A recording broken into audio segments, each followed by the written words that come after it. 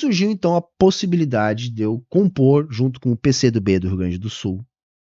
Eu não posso afirmar ainda que serei candidato, tem todo um trâmite, isso vai ser discutido no Congresso do Partido. Mas o contato foi feito nesses termos. Até tu, camarada! Ah, barbudo! Sabia que tu era sectário! Cadê aquele Marcos Paz e Amor que reúne todo mundo? Vai agora implicar com o pobre do Humberto Matos porque ele entrou no PCdoB, camarada! Tu não era amplo? E continuo sendo, camarada. Não é essa a questão. Mas é que essa notícia foi bombástica. Humberto Matos entrando no PCdoB. Tem uma camarada muito conhecida que costuma dizer que só se surpreende quem não está atento aos fatos. E esse que vos fala vai ter que admitir que não estava atento aos fatos. Fomos surpreendidos com a notícia do Humberto Matos. Vem com a gente que eu te explico.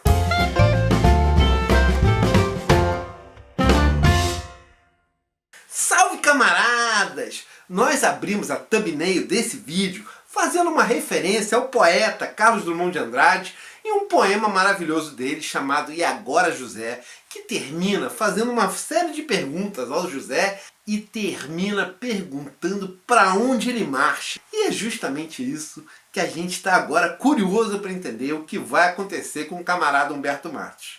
E para você que está chegando agora no rolê, como diz o camarada Humberto Matos, eu vou explicar para vocês. Humberto Matos é uma figura super conhecida da internet, importantíssimo, que desde 2014, se não me engano, fazia um site chamado Saia da Matrix, que era um excelente ponto de vista crítico aqui da internet. Desde que nós voltamos, surgimos aqui na rede em 2016, temos acompanhado e no decorrer do seu processo histórico, ele entrou para o PSOL, acabou se candidatando a alguns cargos políticos e no fim aproximou-se da Soberana e entrou para a Soberana porque ele desde sempre parecia ter uma tendência muito radical em seu discurso e era um comunista revolucionário. No entanto, há 8 dias ele fez uma revelação bombástica na internet dizendo que está se aproximando do PCdoB, que vai entrar para o PCdoB. E aí, esse que vos fala ficou super surpreso, tentando entender qual é o movimento político que está acontecendo, que nós, de algum jeito, dormimos como camarão e a onda nos levou. Perdemos o bonde da história e não estamos conseguindo ainda perceber quais são as mudanças que de fato estão acontecendo. Eu inclusive vou pedir à camaradada que estiver assistindo o vídeo e que tiver notícias mais quentes, que coloque lá no comentariado, porque a gente está bem curioso para saber. Tem muitos camaradas extremamente felizes com a notícia do Humberto Matos no PCdoB e outros muito brabos, dizendo que o partido PCdoB é um partido revisionista, que Humberto Matos perdeu ali o seu caráter mais revolucionário. E a gente aproveitou o vídeo de hoje para bater uma bola, trocar uma ideia e fazer uma análise histórica do que está sendo dito. E como é típico do materialismo histórico dialético, a gente vai fazer uma análise dialética de toda a história que o PCdoB percorreu até os dias de hoje. Vai ser uma análise rápida, mas vai facilitar muito para os camaradas que não entendem a sopa de letrinhas que corre na esquerda e quais são as divergências que de fato acontecem e que muitas vezes acabam se tornando sectarismo. Coisa que nós da esquerda precisamos combater e superar a todo custo. E é claro, o primeiro sectarismo que a gente tem aconteceu ainda na minha época, quando eu estava vivo, com o camarada Bakunin. Nós, os comunistas que participavam da Primeira Internacional, a grande organização da qual eu participei, e aliás, um camarada perguntou no último vídeo que a gente fez qual era o coletivo que eu participava. Camarada, o coletivo que eu participei foram 2. A Internacional Socialista, a primeira entidade internacional dos trabalhadores que unia a classe em prol da luta contra a burguesia. E a segunda, dentro da Internacional, eu participava da Liga Comunista, a Liga dos Comunistas, que hoje em dia são chamados de marxistas por causa desse que vos falo, mas que nós nos auto-identificávamos como comunistas. Ali, como eu falei nesse vídeo daqui, perto do 1º de maio, haviam 3 correntes que disputavam ali a liderança dos movimentos trabalhadores, da classe operária. Uma era a nossa, a Liga Comunista. A outra, também revolucionária, era do camarada Bakunin e de outros anarquistas, que eram justamente esses, os anarquistas. E a terceira, que também disputava com a gente, eram os socialistas utópicos, aqueles reformistas que queriam se manter dentro do capitalismo, mas um capitalismo mais brando, um capitalismo que fosse humanizado, como a gente comentou na semana passada nesse vídeo daqui. Vale muito a pena assistir para vocês entenderem quem eram os socialistas utópicos. Essas 3 correntes disputaram ali a Internacional e a gente acabou explodindo por causa disso. O sectarismo nosso acabou levando ao fim da Primeira Internacional e eu e o camarada Engels, que participávamos dela, percebemos muito rapidamente que aquilo era um erro tático fundamental e que a gente precisava refundar a Internacional, refazê-la, reconstruí-la, porque sem essa ferramenta a classe trabalhadora fica em desvantagem na luta contra o capital. Nós já temos uma grande desvantagem, porque o capital consegue mobilizar todos os estados nacionais, mas a Internacional era fundamental para a gente conseguir ter alguma chance enquanto classe trabalhadora.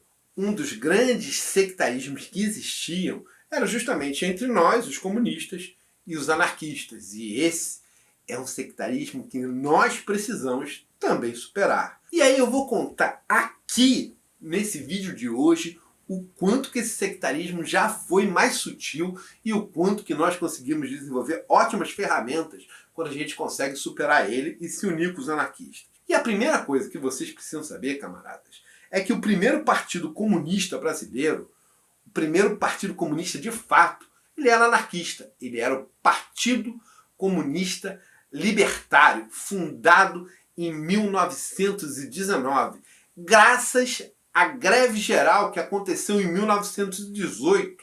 Em novembro de 1918, ela foi quase que uma insurreição armada. Os anarquistas estavam muito bem organizados na classe trabalhadora naquela época e fizeram o primeiro partido comunista no ano seguinte, o Partido Comunista Libertário, porque os anarquistas também se reivindicavam comunistas. E a diferença que tinha entre eles e nós era que nós éramos os comunistas do socialismo científico e eles eram os comunistas libertários. Esse primeiro partido, que foi fundado em 1919, ele tinha entre seus integrantes algumas comunistas que vão ser muito importantes para nós do socialismo científico. E um dos mais importantes é justamente Astrogildo Pereira, porque ele fundou o Partido Comunista Libertário junto com os anarquistas, mas em 1922, já tendo avançado bastante a Revolução Socialista na União Soviética, Astrogildo e outros anarquistas que haviam ali fundado o primeiro partido anarquista tinham, através da leitura dos meus textos, notado que era importante construir um partido comunista marxista no país. Um partido comunista marxista-leninista, porque ele se inspirava no que aconteceu na União Soviética. E foi assim que em 1922, Astrogildo Pereira, junto com outros camaradas, que eu vou pedir para o companheiro da internet colocar em algum lugar aqui da tela, quem sabe até na tela inteira, esses camaradas fundaram, em 1922, o Partido Comunista do Brasil, cuja sigla era PCB. Esse partido, que no início era um partido comunista só do nosso país, ele rapidamente resolveu ingressar na Terceira Internacional, que estava sendo fundada pelos camaradas do Partido Comunista da União Soviética, PCUS. Esse Partido Comunista da União Soviética notou que a Segunda Internacional era totalmente dominada pelos socialistas utópicos e que era necessário existir uma ferramenta dos trabalhadores, uma internacional que fosse de fato dos revolucionários. E o Partido Comunista do Brasil, que tinha ali sua inspiração no Partido Comunista Libertário, que tinha inclusive um camarada anarquista dentro de suas fileiras, resolveu ingressar na Terceira Internacional, ali puxada pelo Partido Comunista Russo, PCUS. E assim o Partido Comunista do Brasil, chamado de PCB, ingressou na Terceira Internacional e passou a fazer parte da Internacional, sendo chamado de Partido Comunista do Brasil, porque era a seção brasileira do Partido Comunista Internacional. E ali no período que é fundado o PCB, Partido Comunista do Brasil, criava-se ali o início de um levante armado que iria se chamar Revolução Tenentista, ou a Revolta Tenentista, da qual a mais importante expressão foi a coluna Prestes. Prestes, Luiz Carlos Prestes, era um tenente da região sul que organizou a resistência da Revolução Tenentista e fez uma coluna gigantesca que andou por todo o país durante 2 anos, convencendo e explicando para a classe trabalhadora a importância de fazer uma revolução no país. A coluna Prestes jamais, em momento algum, foi derrotada. No entanto, depois de 2 anos percorrendo o país e sem saber o que fazer, Prestes acabou saindo para a Bolívia com toda a coluna e lá se exilando. E lá na Bolívia, Astrogildo Pereira, participante do Comitê Central do Partido Comunista do Brasil, PCB, foi visitar Prestes e entregou livros desse que vos fala e livros do Lênin para que o Prestes pudesse ter acesso à teoria marxiana e à teoria marxista. E tal qual havia ali sido planejado pelo Partido Comunista do Brasil, PCB, Prestes leu e se radicalizou, se tornou um comunista. Dizem até que depois desse episódio, Prestes viria a dizer que se ele tivesse lido a obra Que Fazer, do camarada Lênin, que eu vou pedir para o camarada da internet colocar em algum lugar aqui da tela também, se ele tivesse lido essa obra na época da coluna Prestes, ele teria tomado o poder e fundado no Brasil um poder popular de fato. Que isso não aconteceu simplesmente porque naquela ocasião ele ainda não tinha conhecimento marxista nem leninista suficiente para isso. Até aí um ponto é bem claro. O Partido Comunista do Brasil, PCB, era um partido revolucionário. Entendia que a única forma de libertar a classe trabalhadora do jugo da burguesia era por uma revolução e que não tinha outra forma de fazer uma revolução aqui no país que não fosse uma revolução armada. Diga-se de passagem, foi exatamente o que aconteceu alguns anos depois, mas não uma revolução comunista, como queria o camarada Astrogildo Pereira e o Prestes. Mas ali o que importa para nós é que o caráter da Terceira Internacional e o caráter do PCB brasileiro eram caráteres revolucionários. Queriam que houvesse uma mudança de poder no país em que o povo, de fato, pela primeira vez, chegasse ao poder.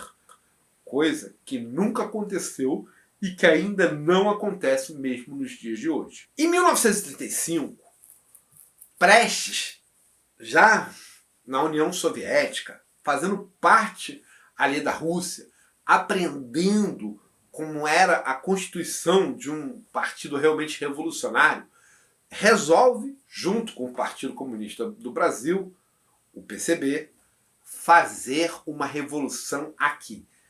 Eles avaliam muito equivocadamente que nós já tínhamos chegado num grau suficiente de radicalização para poder fazer revolução e que a figura de Prestes era central para isso.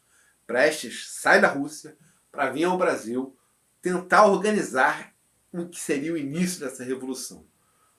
Isso acontece em 1935, quando já tinha tido uma revolução, uma contra-revolução burguesa, em que tinha levado Vargas ao poder. A gente já tem falado bastante sobre a era Vargas, e Vargas ali em 1935 aproveita que eclode essa revolta militar dos comunistas para proibir o Partido Comunista do Brasil e passar a perseguir e prender os comunistas que integravam ali o Partido Comunista do Brasil. Dentre eles, Prestes e Olga Benário. Olga, Vargas acaba enviando para morrer lá nos campos de concentração da Alemanha nazista. E Prestes ele mantém preso durante todo o seu processo ditatorial. Quando ele chega perto do fim, que Vargas vai cair, ele liberta Prestes e Prestes sai para organizar, participar do Comitê Central e finalmente constituir um partido que pudesse concorrer nas eleições, que aliás não só concorreu nas eleições, como ainda elegeu 5% do Congresso Nacional. Sem perder a perspectiva revolucionária, o PCdoB começava a fazer justamente o que o camarada Humberto Matos tem reclamado, que é conquistar uma fatia do eleitorado e participar da farsa que é a democracia burguesa. Mas, pouco tempo depois, o Partido Comunista do Brasil é colocado na ilegalidade. Um processo é aberto contra o partido e ele é acusado de ser um braço de uma entidade internacional, que seria o PCUS, ou seja, o Partido Comunista da União Soviética. E é acusado de ser um partido que não é do Brasil, embora se chamasse Partido Comunista do Brasil, acusado de ser aliado de forças externas ao Brasil, o partido cai na ilegalidade e Prestes é obrigado a passar a viver também de forma clandestina para evitar a prisão como havia acontecido antes. Embora ali já fosse uma outra força política, fossem os tenentistas que haviam se aliado à Revolução Burguesa, esses tenentes, principalmente Juarez Távora, queriam a prisão de Prestes. Então Prestes passa a ser obrigado a viver na clandestinidade. Não só Prestes, como vários outros camaradas do Partido Comunista. E quem vai conseguir reorganizar o Partido Comunista é justamente João Amazonas, junto com outras lideranças do partido, que conseguem fugir da prisão e vão reorganizando o Partido Comunista do Brasil, enquanto Prestes está ali numa situação de quase prisão domiciliar, porque ele era obrigado a viver num aparelho de forma clandestina. Não podia sair às ruas. Se fosse visto, corria o sério risco de ser pego pela polícia do Estado. A gente precisa compreender que, nesse momento, o Partido Comunista do Brasil, PCB, ainda era um partido revolucionário. Embora participasse das eleições, entendia as eleições como uma farsa burguesa e compreendia que a mudança de fato de poder necessariamente se daria pela revolta armada. Essa percepção que os camaradas do Partido Comunista do Brasil tinham iria ser modificada a partir de 1956. Em 1956, com a morte do Stalin, o líder da União Soviética, que havia ali sido a liderança que guiara a Guerra Patriótica e tinha derrotado os nazistas durante a Segunda Guerra Mundial. A grande potência que de fato acabou com a guerra, que venceu a Segunda Guerra, foi justamente a força da União Soviética. Os aliados do Ocidente chegaram tardiamente no processo. Só entram no processo depois que a Alemanha já está começando seu processo de derrota. E a União Soviética, quase que sozinha, foi responsável por isso. Stalin era, portanto, um grande ídolo mundial por ter salvado a todos nós de termos nos transformados num campo de concentração internacional, num sistema totalmente fascista, um sistema totalmente organizado pela Alemanha nazista. É Stalin quem de fato vence a Segunda Guerra. E Stalin foi um herói de guerra ali, desde 1945 até 1956, quando veio a falecer vítima de um AVC. E depois da morte do Stalin, é feito na União Soviética o 20º Congresso do Partido Comunista da União Soviética, o PCUS. Lá participa um dos camaradas, participa do Comitê Central, e ele vai lá para a União Soviética e ele participa como ouvinte do 20º Congresso do Partido Comunista da União Soviética.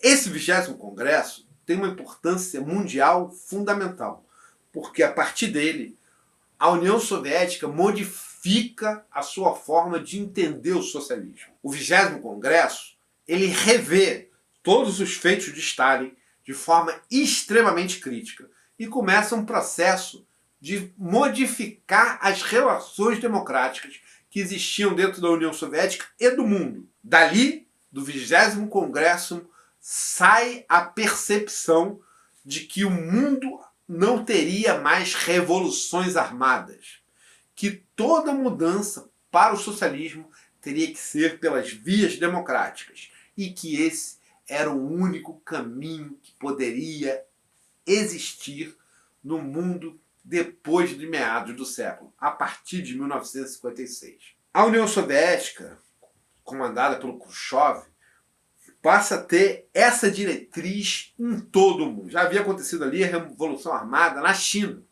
E Mao Tse-tung discorda totalmente das posições do 20º Congresso, de modo que acontece ali um racha sino-soviético.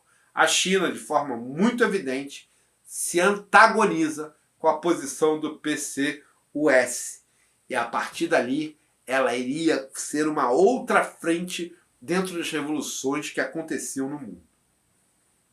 E um outro país que também vai se opor fortemente à resolução tirada ali pela União Soviética é a Albânia, que tem ali Enver Hoxha como seu grande líder, como seu grande chefe.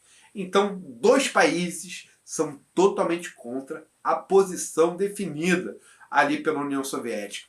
Com detalhe que um terceiro país já vinha de forma independente da União Soviética desde a Segunda Guerra Mundial, que era justamente a Iugoslávia do Tito. Tito fez a revolução na Iugoslávia, diferente do que aconteceu nos outros países do leste europeu, que foram dominados a partir da entrada do Exército Vermelho e aí fizeram sua libertação do capitalismo. A Iugoslávia não. A Iugoslávia se unificou em torno de Tito e ela própria se tornou liberta, de modo que durante todo o período de Stalin, Tito era autônomo e independente no bloco socialista. Desse momento em diante, a China também é antagônica à União Soviética e a Albânia também se torna antagônica à União Soviética. O que nos é importante compreender nesse momento é que duas diretrizes totalmente diferentes passam a coexistir no bloco socialista no mundo. Uma delas, que é a do primeiro país que havia aderido ao socialismo, a União Soviética, que dizia que não deveria mais seguir o caminho da revolta armada, que as novas condições mundiais deveriam possibilitar a mudança de sistema pelas vias democráticas e que a função do P6 em todo o mundo era disputar as eleições, massificar a ideia comunista e ganhar o aparato do Estado para aí sim fazer um socialismo dentro do país. Nunca mais pelas vias armadas. E o outro lado era justamente o lado da China, que pregava que sim, a forma de fazer a revolução era sempre pela forma armada e não pela forma democrática. Essas duas formas eram antagônicas e esses dois blocos tinham visões diferentes. Um terceiro país aparece aí numa forma transitória. E esse terceiro país é justamente Cuba, porque em Cuba, em 1958, inicia uma revolução que não é comunista, para surpresa de muitos que acompanham a história de Cuba. Fidel Castro, quando entra na ilha e vai combater a ditadura de Fulgêncio Batista, tinha um espírito muito mais próximo do desenvolvimentismo ou do movimento tenentista que havia acontecido no Brasil do que do movimento comunista. E o que ele queria era acabar com a ditadura. Muito embora um de seus cargos tenentes, o Che Guevara, fosse um marxista, mas estava participando ali em Cuba da luta pela libertação do povo cubano. Não necessariamente iriam se transformar num país comunista. Mas no decorrer do processo revolucionário que acontece em Cuba, Fidel vai se radicalizando. Ele chega ao poder ainda não comunista, mas logo nos primeiros anos, sofrendo fortemente uma intervenção armada dos Estados Unidos, ele percebe que não há muita saída para se fazer a independência dentro da América Latina que não passe por uma revolução comunista. E ali, a partir de 1959, com a libertação de Fidel, a gente tem uma visão que vai ficando cada vez mais comunista e também passa pela ideia, ou pela ideologia, ou pelos livros publicados por Guevara, que pensam numa prática foquista para conseguir derrotar o império que é os Estados Unidos. Dentre as várias teorias que Guevara prega, está a ideia de que é preciso dar aos Estados Unidos vários focos revolucionários, porque a única forma de derrotar o poderio econômico ibérico-americano era que houvessem vários Vietnãs. Muitos Vietnãs no mundo fazendo a libertação de cada um dos povos, e dessa forma o próprio poder, o próprio império dos Estados Unidos não iria ser capaz de dar conta de todas as guerras ao mesmo tempo. E essa explicação histórica toda é para dizer que o 20º Congresso que acontece lá na União Soviética, que modifica a forma como a Terceira Internacional vai se portar em relação ao mundo, que prega o fim da revolta armada, vai ter uma implicação direta no Partido Comunista do Brasil, o PCB. Em 1958, 2 anos depois, pouco menos de 2 anos, porque era no início de 58 que acontece, o 5º Congresso do Partido Comunista do Brasil, o PCB. Nesse congresso, todas as diretrizes dadas pela Terceira Internacional são assimiladas pelo Partido Comunista do Brasil. Se muda o foco da construção de uma luta armada para passar a se ter como foco a disputa eleitoral nos estados burgueses, no caso do Brasil, no Brasil. E ali a mudança total em toda a metodologia que o Partido Comunista do Brasil, o PCB, vai ter como modo de comportamento, como modus operandi dali para frente, até o final do século XX. Essa mudança de diretriz, na qual Prestes é disciplinado e segue totalmente, porque ela tem muita ligação com o centralismo democrático, uma ferramenta fundamental do marxismo-leninismo, faz com que Prestes tenha como objetivo transformar todo o Partido Comunista do Brasil, todo o PCB, num partido alinhado com a ideia de que vai ser feitas disputas puramente eleitorais e que a conquista do Brasil vai se dar pelo voto e não pelas vias armadas. Essa ideia, porém, ela é totalmente antagônica com tudo que o PCB vinha construído até então. É uma forma que veio totalmente de fora. Ela não foi evoluída dentro do partido. E os antigos dirigentes, os antigos militantes, são resistentes a essa ideia. A maior parte do Partido Comunista do Brasil era alinhado com Prestes, porque a força que Prestes ganhou quando ele comandou a coluna Prestes tornava ele uma figura central no partido. Então, quando ele tomou a posição de seguir a diretriz da Terceira Internacional, a maior parte da militância acompanhou a decisão do seu maior líder. Mas as outras lideranças antigas, não. Ficaram alinhadas com a ideia da antiga revolução. E foram críticas, de forma bastante acentuosa, à decisão do 20º Congresso. Mas como perderam o 5º Congresso, e como no centralismo democrático é possível todo o debate interno, mas uma vez que é votado em uma determinada força, uma determinada ideia é vencida, ela deve ser abandonada por todas para que todo o alinhamento do partido siga apenas a ideia vencedora. Então eles eram obrigados a engolir as suas divergências e trabalhar dentro da diretriz que havia ganho o 5º Congresso.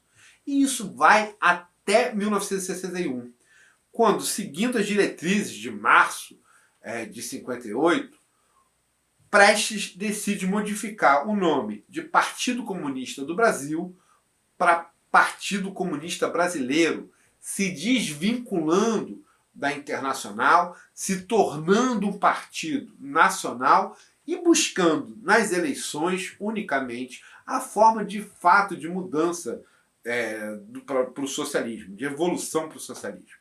E essa mudança de nome, ela é o ponto culminante que vai levar todas as antigas lideranças que estão alinhadas com a ideia de revolução que não querem abandonar as diretrizes que o Partido Comunista do Brasil tinha antes do 20º Congresso do PCUS ou do 5º Congresso do Partido Comunista do Brasil, eles racham numa carta chamada Carta dos 100 e vão fundar um outro partido, o Partido Comunista do Brasil, cuja sigla, em vez de ser PCB, porque a sigla PCB continua com o Partido Comunista Brasileiro, que mudou de nome, eles se transformam em PCdoB, Partido Comunista do Brasil.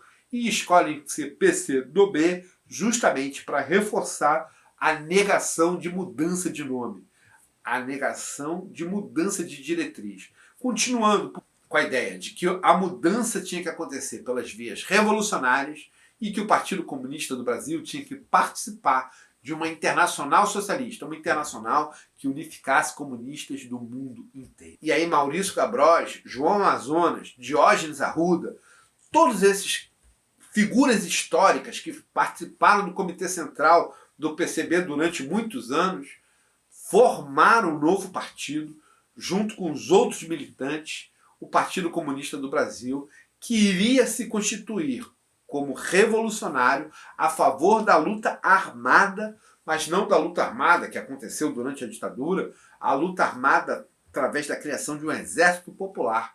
E eles vão defender essa linha durante todos os anos até a chegada dos anos 90. O PCdoB tenta fazer contato com o PCUS, com o Partido Comunista da União Soviética, justamente porque ele queria manter o caráter de internacional e queria manter sua ligação com o Partido Comunista da União Soviética.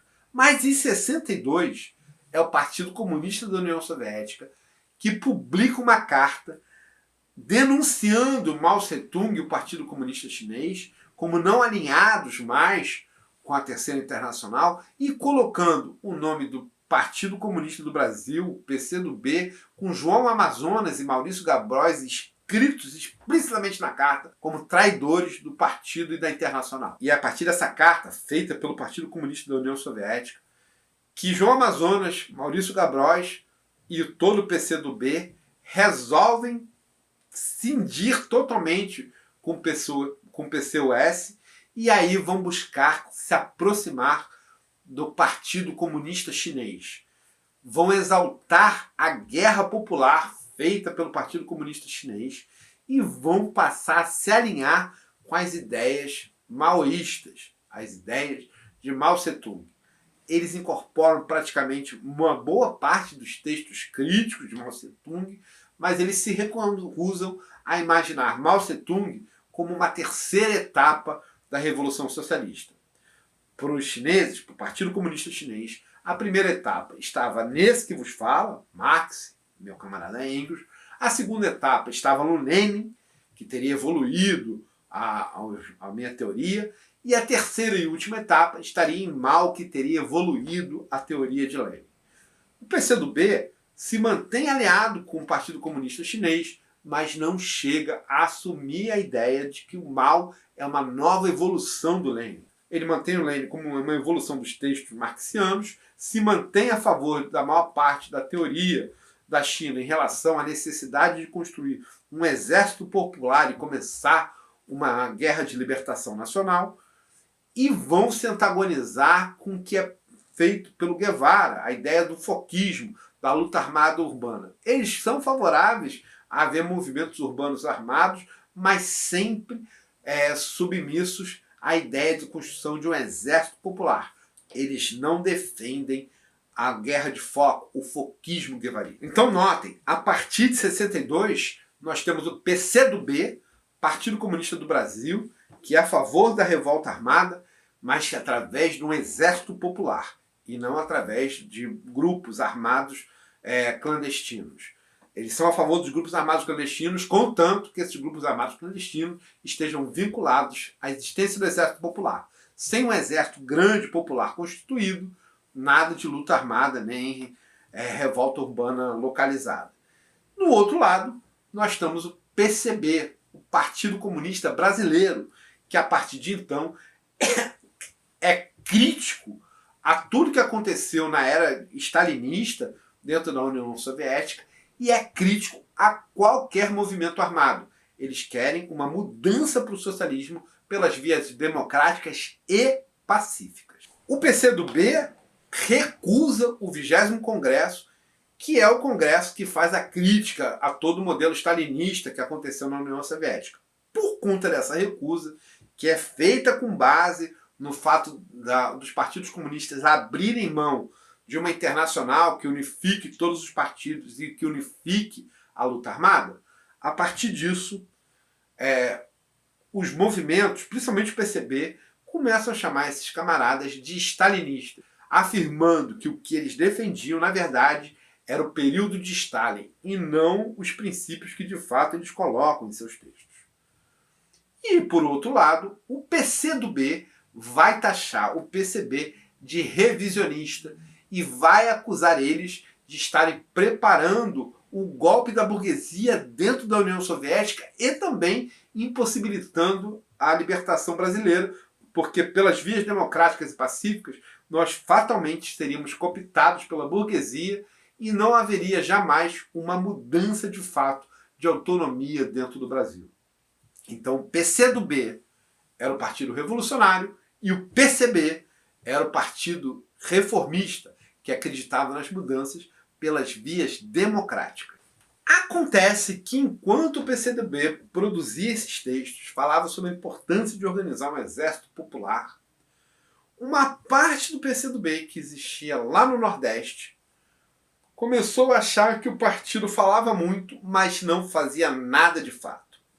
E aí começou a pregar que houvesse uma organização dentro do Nordeste, porque a revolução deveria começar pelo Nordeste. O PCdoB, como um todo, tanto o Comitê Central, quanto as forças que existiam dentro das capitais, principalmente do Rio de Janeiro, São Paulo, dos grandes centros urbanos, quanto o PCdoB que existia lá no Nordeste, eles acreditavam que esse exército popular, nos moldes chineses, deveriam se concentrar primeiro no campo, que era onde a população era mais precarizada e era mais fácil de construir um exército popular, para depois cercar as cidades e aí sim poder fazer a revolução, que é como aconteceu na China. Lá no Nordeste, o PCdoB local começou a considerar que o grande foco da revolução não só deveria ser rural, como deveria ser no Nordeste, pelo sertão nordestino, por todo o histórico de organização armada que o sertão já tinha, incluindo aí a época de Lampião e dos outros cangaceiros.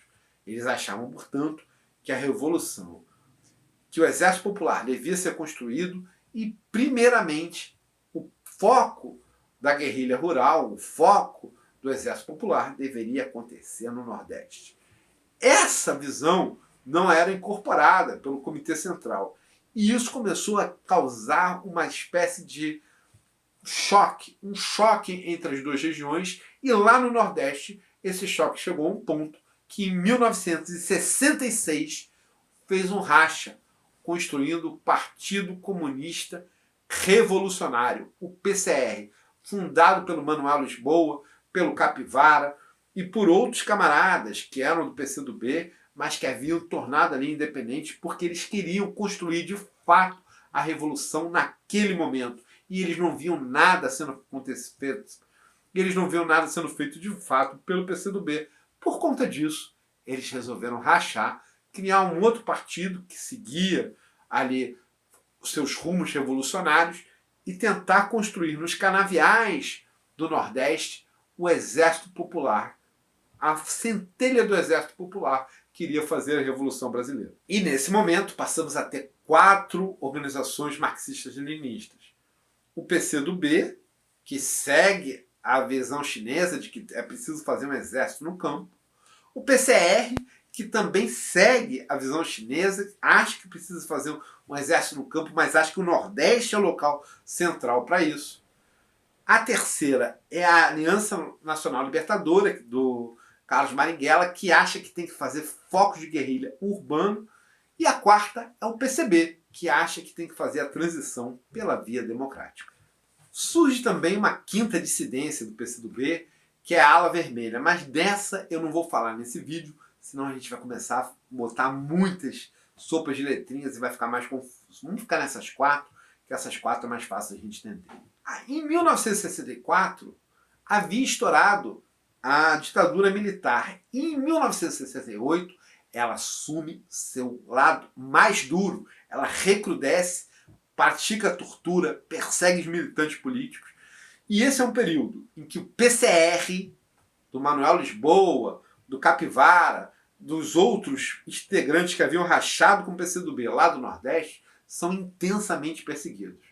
É preciso dizer que, embora eles pregassem a construção de um exército popular, embora eles acreditassem que a guerra tinha que ser por uma guerra de exército popular feita no campo, especificamente no Nordeste, eles não fizeram de fato nenhuma atividade de armas, né, de armamento. Eles pregavam, constituíram enquanto ideologia, faziam, distribuíam panfletos, faziam movimentações, organizavam sindicatos, organizavam o movimento estudantil, mas só fizeram uma única ação armada, que foi um roubo de fuzis que eles fizeram do exército.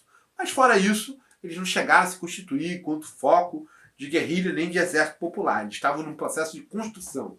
Passaram 7 anos tentando construir ali uma força política que fosse capaz de começar um exército popular. E nesse período em que eles estavam tentando fazer essa força e que eles acabaram sendo cruelmente perseguidos pela ditadura militar, torturados e mortos na maior parte das suas lideranças, o Partido Comunista do Brasil, que tinha sua sede mais forte dentro das capitais, organizou o início de uma guerrilha rural, na qual eles pensavam em fazer um exército popular, que aconteceu no Araguaia e que durou vários anos na década de 70.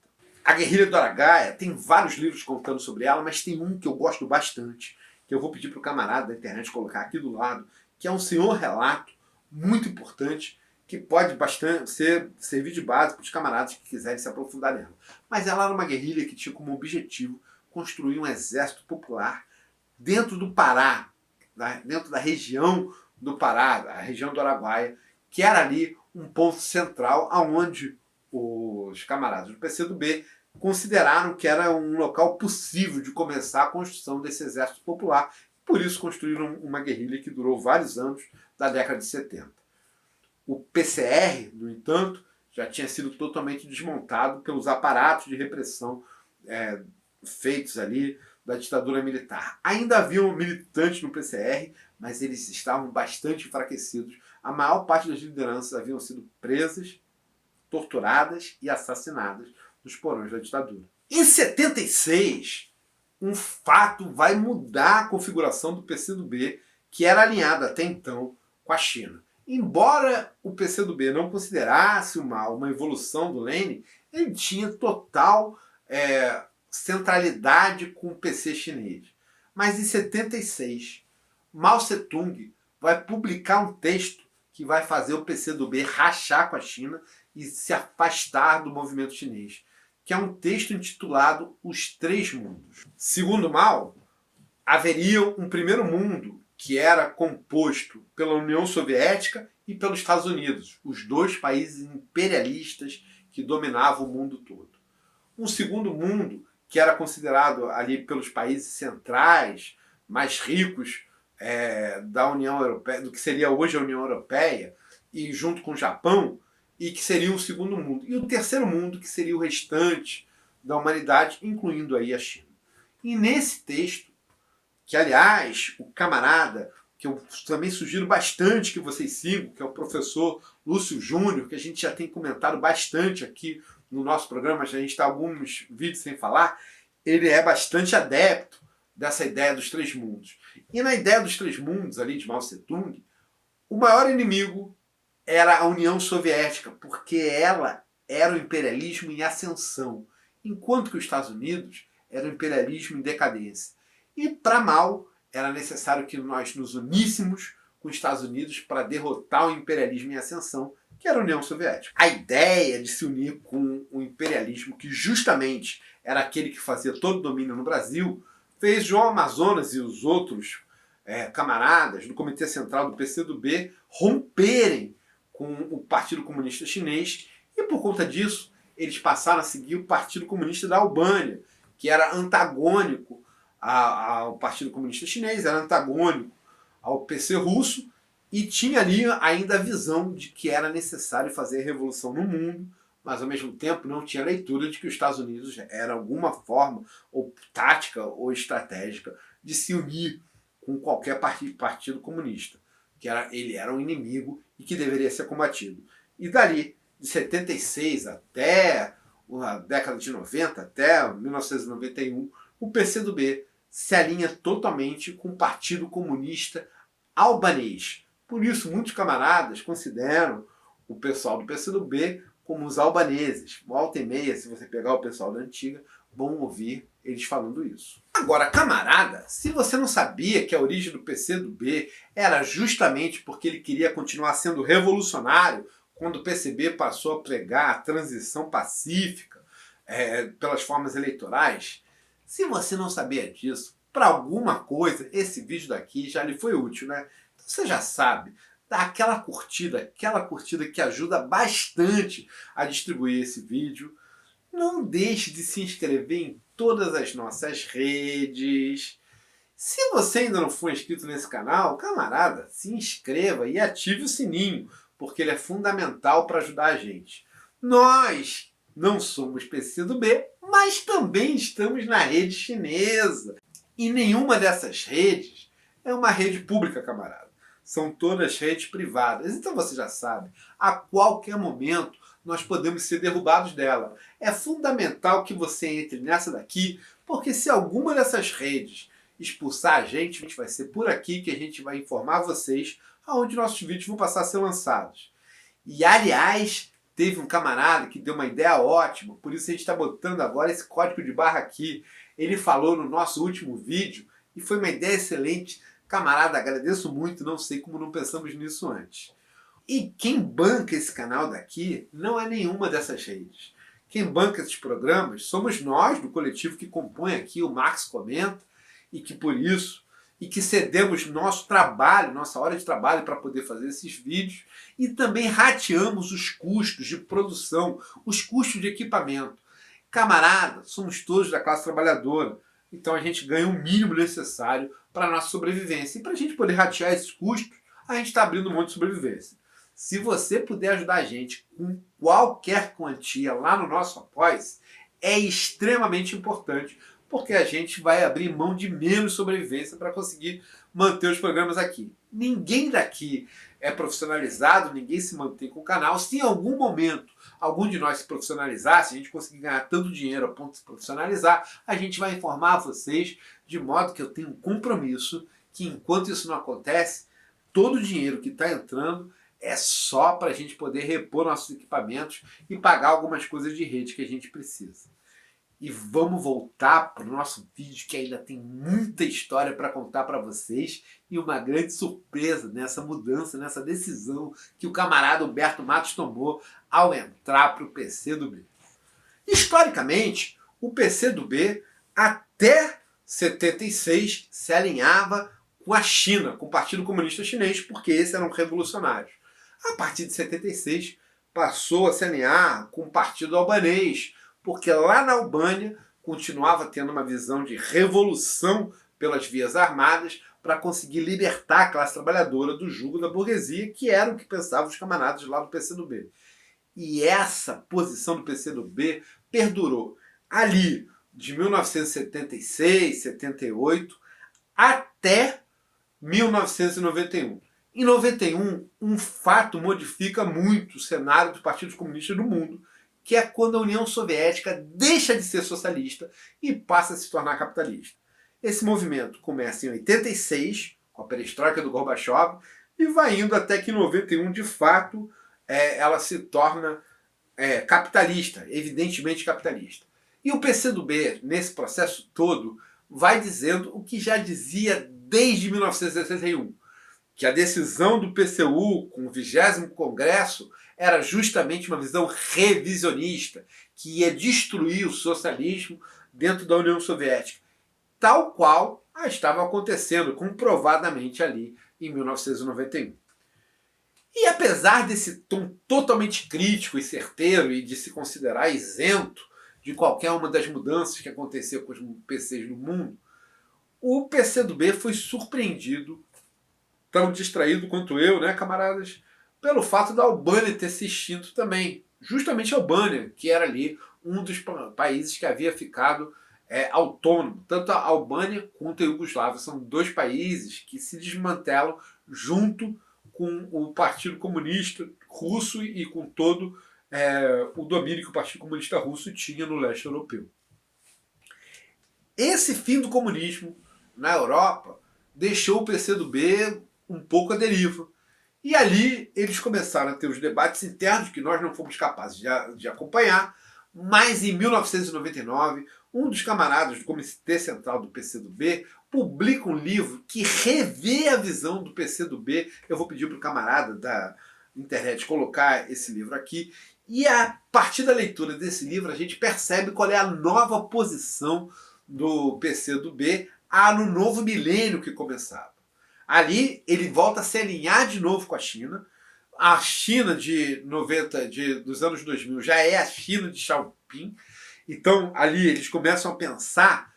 E aí a gente tem que dizer qual é a mudança fundamental que Xiaoping tem quando ele vê o modelo chinês. Até a década de 70, até o texto dos 3 estados do Mao, a China era um país socialista, definitivamente socialista.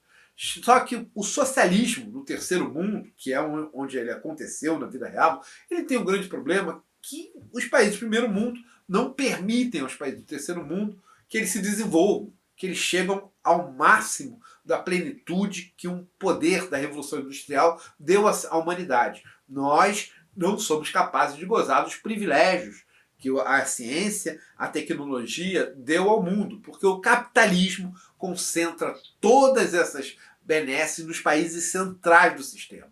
E os países periféricos ficam à deriva. Então, Xiaoping vai repensar como é que vai ser o novo modelo econômico chinês.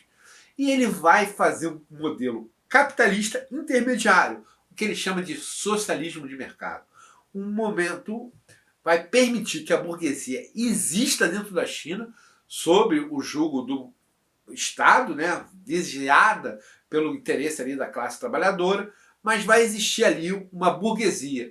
E essa burguesia vai passar para a China parte do conhecimento que ela tem, parte da tecnologia desenvolvida no mundo, com todas as pessoas do mundo, com todos os cientistas que existem e que ficam concentrados nos países centrais. Essa nova visão em que há um socialismo que coexiste com o capitalismo, que acontece ali a partir da década de 70, que o PCdoB havia se antagonizado com a China e se afastado, passaram a considerá-la revisionista, mas que agora ele passa a considerar uma visão mais plausível, vai mudar a concepção do PCdoB em relação à China, ao mundo e ao Brasil. Porque, na perspectiva nova da China, a perspectiva que o Xiaoping tem para o mundo socialista, é necessário desenvolver as forças capitalistas nos países periféricos.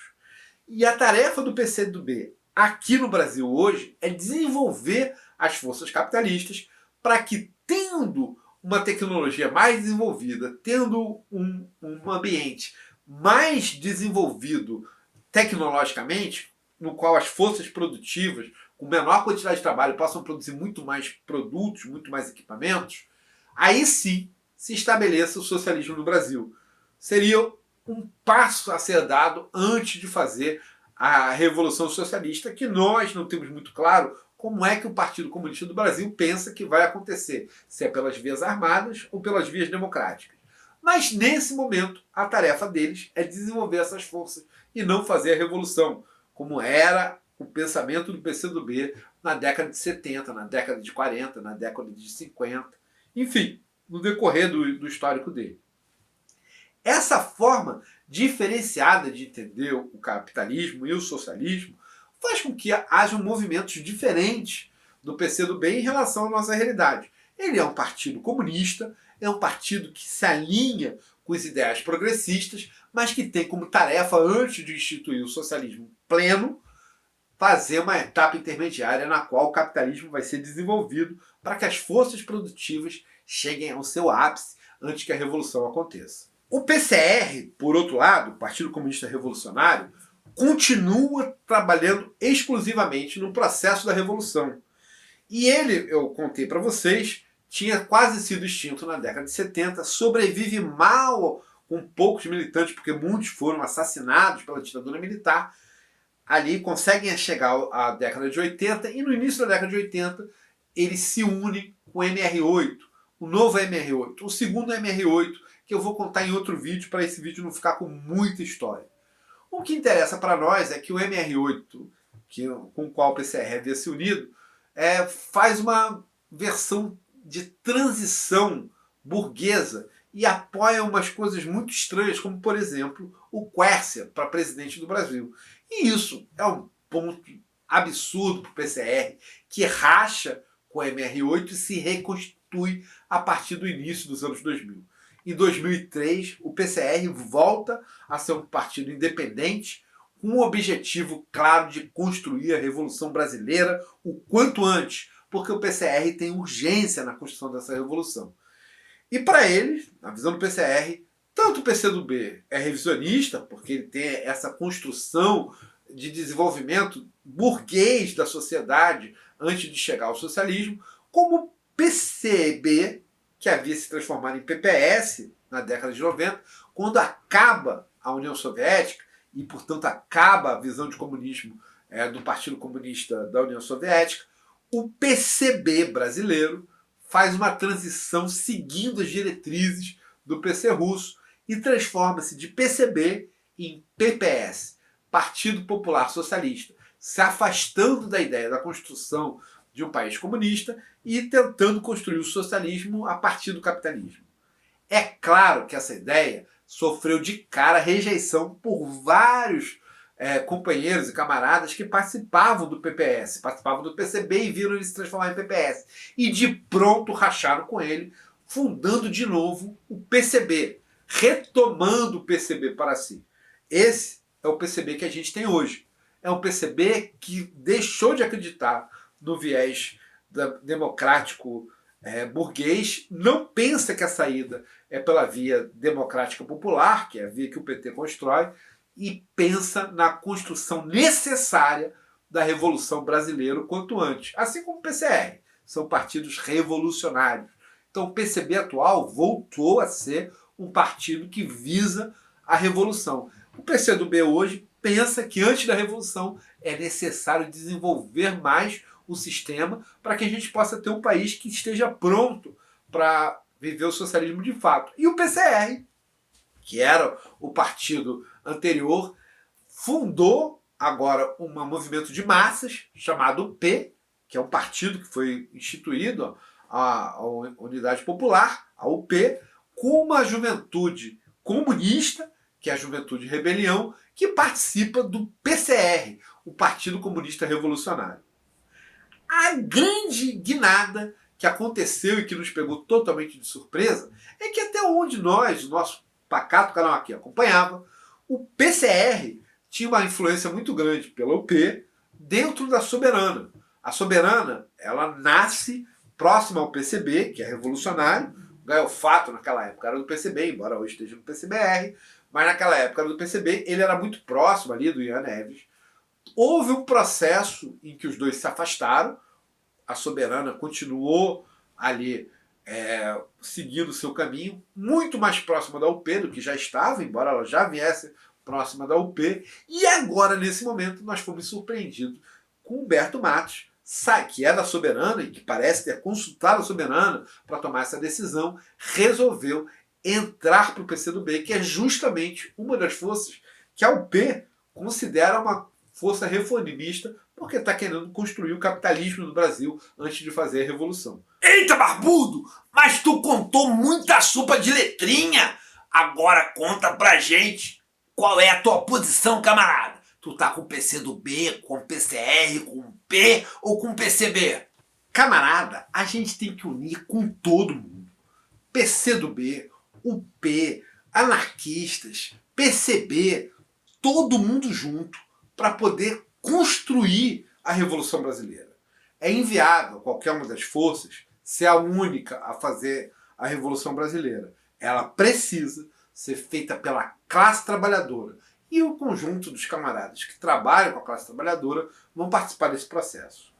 Agora, nossa principal alvo tem que ser derrubar a escala escravocrata da 6x1, na qual estão juntos PCdoB, UP, PSOL, PCB, todas as forças revolucionárias e reformistas, porque essa é uma causa da classe trabalhadora. A segunda grande movimento que a gente tem que fazer é em defesa dos trabalhadores de aplicativos que estão extremamente precarizados, porque para eles não existe nenhuma legislação de defesa. E todas essas forças, de novo, precisam estar juntas para ajudar nessa luta e nesse combate em defesa da classe trabalhadora. E a terceira grande luta, que é a luta importantíssima, fundamental, a luta da hora, é justamente a luta ambiental, porque o camarada Humberto Matos está corretíssimo quando fala que nós temos urgência, temos pressa, porque nós estamos no último decênio, na última década, em que é possível fazer alguma coisa para impedir o colapso climático total. O colapso já começou, nós estamos numa era de colapso e não há nenhuma chance de atrasar, reverter ou impedir o colapso dentro dos limites do capitalismo. Ou bem superamos o capitalismo, ou o capitalismo irá destruir o planeta, ou pelo menos tornar o planeta inviável às espécies que existem hoje, principalmente a espécie humana. Nós atingimos 420 partes por milhão de CO2 na atmosfera. Não há como produzir nenhum CO2 a mais. Muito que pelo contrário, temos que reduzir drasticamente toda a produção que existe, o que significa dar um freio muito grande em toda a produção de petróleo. Portanto, não dá para produzir mais petróleo, não dá para destruir floresta, não dá para destruir mais ambiente, transformando ele em mercadoria. A luta ambiental é uma luta necessária. E uma das grandes movimentos que a gente precisa fazer agora é justamente contra a PL da destruição ambiental. A PL que estão fazendo para acabar com qualquer limite de licenciamento. Hoje, aqui no Rio de Janeiro e em várias cidades do Brasil, tiveram marchas contra a PL. Aqui no Rio, no dia 7 de junho, no próximo sábado, nós vamos estar toda a classe trabalhadora lá no Museu da Manhã, na Praça Mauá, nos reunindo pelo Dia Internacional do Meio Ambiente, que acontece no dia 5 de junho, e vamos estar panfletando, puxando um ato forte contra a PL da destruição ambiental, contra toda a devastação que está sendo feita, e no dia 17 de junho nós vamos estar com a classe trabalhadora às 14 horas, impedindo o leilão dos poços de petróleo de Fernando de Noronha. O mar em Fernando de Noronha vai ser alvo de uma destruição ambiental sem precedentes, com a instalação de vários poços de petróleo, e vai ser privatizada essas plataformas justamente no dia 17 de junho. E tantos camaradas da classe trabalhadora, da Petrobras, de diversos movimentos ambientais vão estar às 14 horas movimentando-se dentro da cidade e impedindo que esse leilão absurdo aconteça. No dia 7 de julho vai ter uma manifestação na Cinelândia às 14 horas contra o BRICS. Nessa a gente não vai ter os camaradas do PCdoB, mas o restante da classe trabalhadora precisa estar presente. Então, camaradas, essa é a luta da hora. Nenhum poço de petróleo na Amazônia. Não é possível a gente deixar pavimentar a BR-319 porque ela vai cortar a Amazônia ao meio e vai destruir a floresta amazônica. Não podemos permitir que se construa ferrogrão. Todas as pautas ambientais, todas as pautas trabalhistas precisam da união de toda a classe trabalhadora. Nós temos que superar o capitalismo quanto antes que ele supere toda a espécie humana. Camaradas, até a vitória! Sempre!